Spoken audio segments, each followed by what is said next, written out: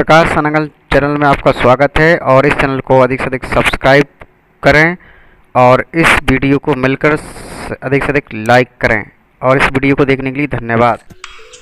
अतिथि शिक्षकों की कमी के चलते हाई स्कूल और मिडिल की कक्षाएं लग रही हैं संयुक्त, पढ़ाई हुई प्रभावित।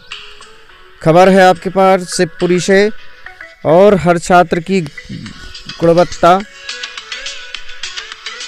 शिक्षा युक्त देने के लिए उद्देश्य से हर 5 किलोमीटर खोले गए हाई स्कूल और पिछले 3 साल से शिक्षक नहीं मिल रहे और कई विद्यालय हुए विहीन। आप देख पा रहे होंगे कि कई विद्यालय खाली पड़े हुए हैं और जहां पर विद्यार्थी विद्या प्राप्त करने के लिए नहीं आ पा रहे हैं क्योंकि यहां पर शिक्षक भी मौजूद नहीं है। हर छात्र को गुणवत्ता युक्त शिक्षा देने के उद्देश्य से हर 5 किलोमीटर पर खोले गए हाई स्कूल और पिछले 3 साल से शिक्षक विहीन हुए। स्थिति यह है कि स्कूलों में का प्रभार माध्यमिक शिक्षा मंडल के लिए माध्यमिक विद्यालय के शिक्षकों के पास है, तो हाई स्कूल के अध्ययनरत कक्षा 9वीं और 10वीं के छात्र छात्राओं की पढ़ाई के लिए अतिथि शिक्षकों का सहारा लेना पड़ रहा है।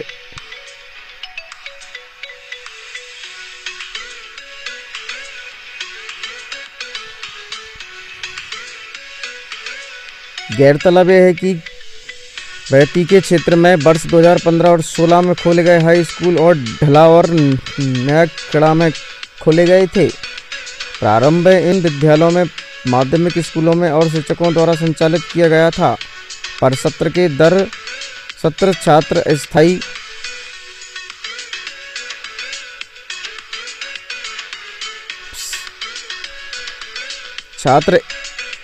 स्थायी शिक्षकों की आशा में पढ़ाई करते रहे, पर 3 साल बीतने के बाद भी सरकार के द्वारा इन स्कूलों में शिक्षकों की कमी बनी रही और ना ही शिक्षकों की नियुक्ति की गई। संकुल प्राचार्य यामिनी कोहली का कहना है कि स्कूलों में नियुक्ति की प्रक्रिया शासन के द्वारा की जाती है। विभाग के निर्देश अनुसार स्कूलों में अतिथि शिक्षकों के द्वारा पढ़ाई कराई जा रही है। वहीं आधे माध्यमिक विद्यालय के शिक्षकों को दिया हाई स्कूल का प्रभार, बच्चों की नहीं हो पा रही पढ़ाई। नियमित शिक्षकों के पद नाम देने पर हो सकती है स्थायी व्यवस्था। मध्य प्रदेश के शिक्षक के कोर कमेटी सदस्य सत्येंद्र राज भट्ट का कहना है कि नियमित शिक्षक एवं शिक्षकों को कार्य करते हुए 30 से 35 वर्ष हो गए हैं और विभाग द्वारा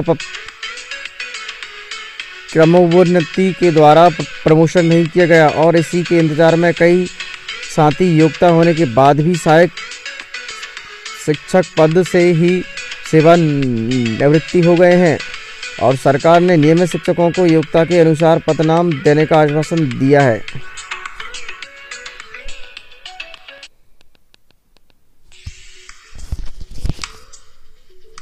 यदि शासन ऐसा करती है तो शिक्षकों की क्षमता का उपयोग छात्रों के हित में किया जा सकता है।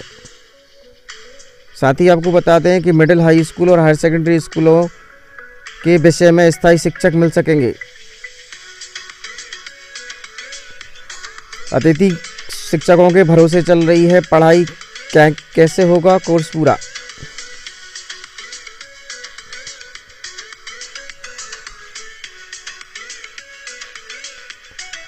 हाई स्कूल नयाखेड़ा डैम और प्रभारी सुंदरलाल कोहली शिक्षक ने बताया कि छात्रों की पढ़ाई के लिए विभागीय निर्देश अनुसार अतिथि शिक्षकों की भर्ती की गई।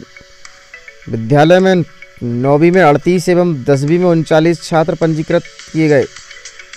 इन्हें पढ़ाने के लिए विषयवार अतिथि शिक्षकों को रखा गया है और इसी तरह से हाई स्कूल प्रभारी सत्येंद्र यादव के अनुसार वर्तमान में एक साला एक परिसर का आदेश से कक्षा 6ठी से लेकर 10वीं तक की कक्षाएं संचालित की जा रही हैं। पढ़ाने के लिए विषय मान से आवश्यक अतिथि शिक्षकों को रखा गया है और जिसमें बच्चों को कोर्स पूरा कराया जा रहा है। भैया आपको बता दें कि मिडिल और हाई स्कूल की कक्षाएं लग रही हैं संयुक्त। 5 किलोमीटर की दूरी पर प्रत्येक छात्र को हाई स्कूल तक की पढ़ाई उपलब्ध कराने के लिए शासन के द्वारा बनाए गए नवीन स्कूलों को 3 साल बाद भी शिक्षकों की व्यवस्था नहीं होने से अतिथि शिक्षकों का सहारा लेना पड़ रहा है। वहीं मिडिल स्कूलों में शिक्षकों को हाई स्कूल का प्रभार चलते हुए मिडिल व हाई स्कूल की कक्षाएं संयुक्त चल रही हैं। कक्षाएं भी संयुक्त लग रही हैं और अतिथि शिक्षकों का सहारा लेना पड़ रहा है। और इसमें वीडियो में जो कहा गया है उन बता दें कि अतिथि शिक्षकों के हित में कौन सी बात कही गई है। यदि आवेदन करता है तो उसको वरीयता दी, उस वरीयता के कारण हम लगातार बने आ रहे हैं, परंतु 9/11/16 में मध्य प्रदेश सरकार के द्वारा एक ऐसा आदेश निकाला गया जिसमें से वो लाइन हटा दी गई, जिसके कारण हमारे कई भाई जिन्होंने 8-8 साल 10-10 साल 8-8 साल 7-7 साल सेवाएं दी वो अपनी सेवाओं से बाहर हो गए। जिन्होंने विपरीत परिस्थिति में शिक्षा व्यवस्था को संभाला था, आज वो घर बैठे हैं हमारे भाई। और मैं आपको अवगत कराना चाहता हूं कि मध्य प्रदेश की पूर्व सरकार ने हमारा इतना शोषण किया कि जो अभी तक हम भुला नहीं पाएंगे।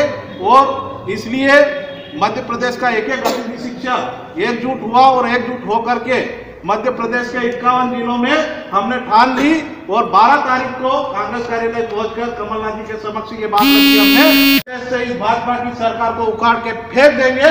और हमने कसम खाने के साथ ये भी बात कि हम बूथ लेवल से मेहनत करेंगे, बूथों पर लोग जहाँ आएंगे वहाँ पे बूथ लेवल से हम लोगों ने मेहनत करी और मध्य प्रदेश में सरकार बनाने में अहम भूमिका हमने अदा करी।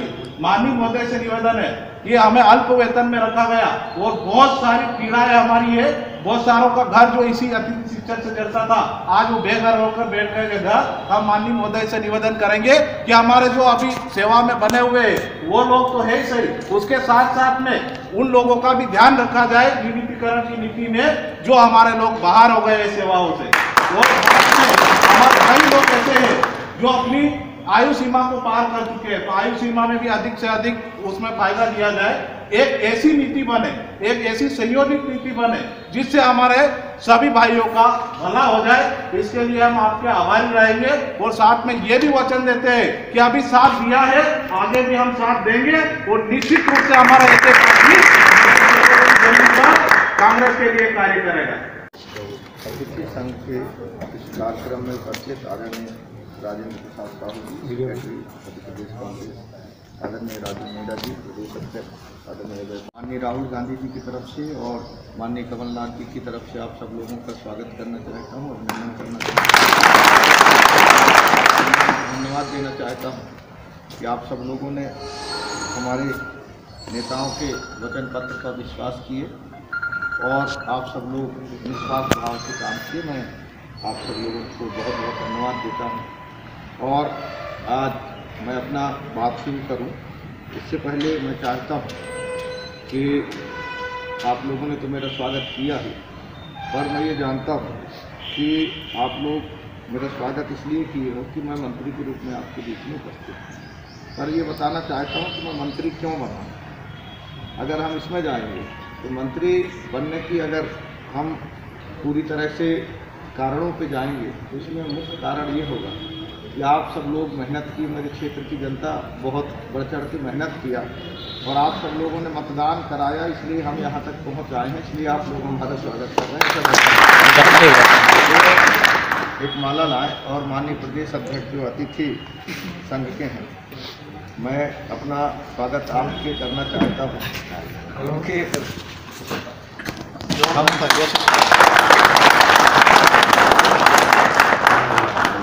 अजयपाल जी का एक माला वाला अजयपाल रखिए एक माला आप लोगों के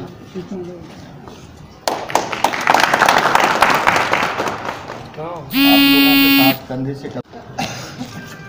मैं अपने क्षेत्र में जब निकला तो पूरे जनमानस मेरे स्वागत के लिए पूरी तरह से तैयारी करके रखे थे और मैं अपना विचार बताऊं। मैं अपने क्षेत्र में अपने कार्यकर्ताओं से माला ना पहन के मैंने उन्हीं का स्वागत किया है, क्योंकि मैं जानता हूँ मुझे इस पद में पहुँचाने वाले लोग कार्यकर्ता जमीन के हैं, जिनकी बदौलत हम यहाँ पर पहुँचे। तो आप सब लोगों को मैं बहुत बहुत धन्यवाद देता हूँ। सरकार बनते ही हमारे माननीय मुख्यमंत्री जी ने महत्वपूर्ण विषयों में कार्य करना शुरू कर दिया है। आप लोगों को पता होगा, आप हम सब इसमें से सब लोग लगभग 90% किसान के बेटे हैं, कृषि से अपना जीवन यापन करता है। इस विषय में हमारा जो वचन पत्र था, इसमें बड़ा दिलेरी के साथ निर्णय लेते हुए माननीय मुख्यमंत्री जी ने किसानों के साथ खड़ा होने के लिए कोशिश किया है और एक शुरुआत माननीय मुख्यमंत्री जी ने प्रारंभ कर दिया है।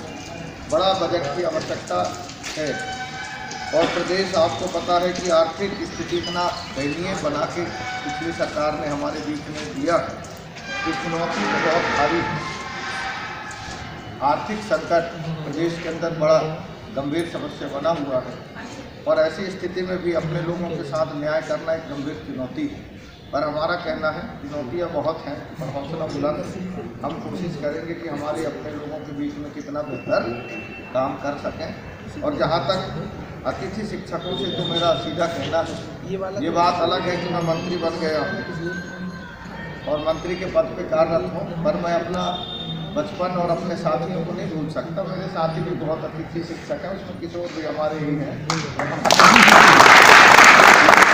जो अतिथि शिक्षक हैं, उसमें अधिकतर हमारे लोग इसमें साथी हैं। मैं आपको एक चीज़ बताना चाहता हूँ, वित्तीय परिस्थिति पर आधारित निर्णय सरकार लेगा और मुझे पूरा भरोसा है माननीय कमलनाथ जी आपके हित में पूरी तरह से निर्णय लेंगे, ऐसा हमें पूरा भरोसा है। और एक चीज़ आप लोगों को मैं ये विश्वास दिलाता हूँ कि कैबिनेट मंत्री के रूप में तो रहूँगा वहाँ, पर उससे पहले एक अतिथि शिक्षक के रूप में आपकी बात रखूँगा, पूरा परिस्थिति से अपन अवगत कराएंगे। मध्य प्रदेश के समस्त अतिथि शिक्षकों से एक चीज़ का मेरा अपील है कि हमको और आपको ये समझना पड़ेगा कि ये प्रदेश और ये देश हमारा है। इसके लिए हमको मिलकर के कैसे काम करना है, इसमें विचार करना पड़ेगा। क्योंकि कहीं ना कहीं मैं अभी देखता हूँ कि हमको जिम्मेदारियाँ मिलता है और हम उस जिम्मेदारी के पीछे ही भागने लगते हैं। हमारा जो समग्र जिम्मेदारी होता है, अपना राष्ट्रीयता, अपने देश की अखंडता, उसको अपन कहीं ना कहीं उस समय जिस तरह से हमें सोचना चाहिए उसमें कुछ कमी आ जाता है। तो मेरा ये मानना है कि आप सब लोग सबसे पहले, हम मंत्री बाद में हैं, आप अतिथि शिक्षक बाद में हैं, सबसे पहले हम एक अपन भाई हैं और इस देश के जिम्मेदार। इसमें हम लोगों को सोचना पड़ेगा। अपन जरा देखें, मैं कभी बहुत चिंता करता हूँ कि ये आज हम देखें कि हमारे बीच में देश की आज़ादी के लिए अगर हम देखें तो एक वक्त था जब देश की आज़ादी के लिए लोग घर से निकलते थे तो लौट के नहीं आते। उनके शहादत की बदौलत आज हमें ये देश स्वतंत्र मिला और स्वतंत्र देश में हम देख रहे हैं, मैं बेबाक बोलता हूँ, इसमें कोई मुझे झिझक नहीं होती। आज हम देखें कि हमारे अपने बीच में लोग ठंड के समय ठिठुरते हुए हैं, हमारे अपने लोग 2 वक्त की भोजन नहीं पा रहे हैं, हमारे ही अपने लोगों के पैरों में कांटा लग जाता है। कई लोगों को मैंने देखा ये दवाई की टेबलेट, आप लोग थोड़ा मोबाइलों को साइलेंट रखिए। मैं जो कह रहा हूँ उधर आत्मचिंतन करके सोचना।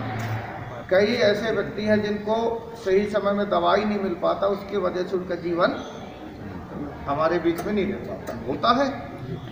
कई ऐसे परिवार हैं, कई ऐसे आप देखना गांव में छोटे छोटे बच्चे हैं, उनके माँ बाप जब बाजार जाते हैं तो वो बच्चे सोचते हैं कि हमारे पिताजी कुछ लेके आएंगे, माताजी लेके आएंगे, पर उनके पास उतनी सामर्थ्यता नहीं होती। मैं बाज़ार में जब जाता हूँ तो मैं देखता रहता हूँ, मेरा आदत है, मैं कभी भी उन क्षेत्रों में चला जाता हूँ जहाँ हकीकत देखने का अवसर मिलता है।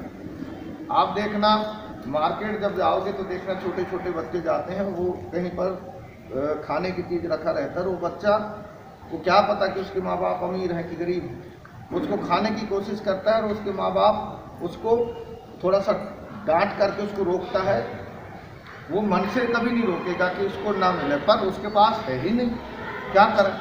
ऐसी मजबूरियों को जब हम देखते हैं तो बड़ा तरस आता है।